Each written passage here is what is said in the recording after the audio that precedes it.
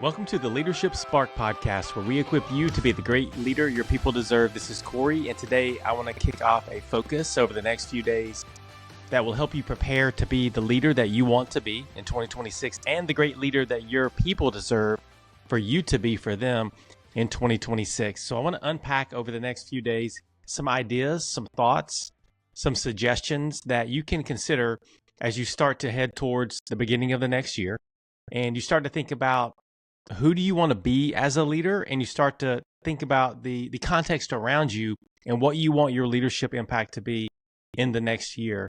And so I want to start with what I think is a better question to ask as you enter a new year, because a lot of times when we enter a new year or we're thinking about goals, we're thinking about the things that we want to do. And we need to get to that. There's a lot of things that we want to do. There's a lot of things that we need to do as a leader, and we need to do through people that are on our team. But I think there's a better question to ask than what do I want to do in the next year? And that question is, who do I want to be in the next year? What are my B words? Who do I want to be? What do I want my identity to be as a leader in the next year? A lot of leaders fail their goals because not because they have the wrong target, but because they don't understand who they want to be. They don't understand, yes, strategy is important, but identity as a leader is just as important, if not more important, for the leader. And so what I mean by identity is questions like, who do you want to be known for in the next year?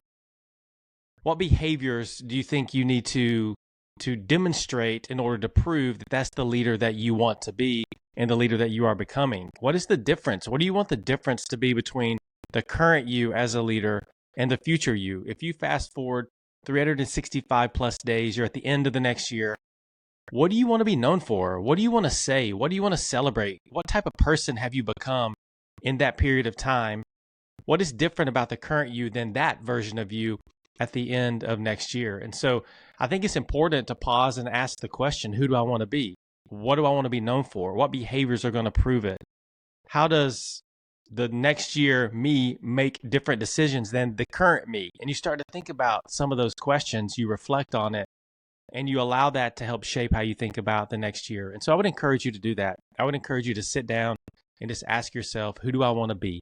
What are my B words? Before I get to my do words, what are my B words? Who do I want to become in the next year as a leader? What do I want my identity to be?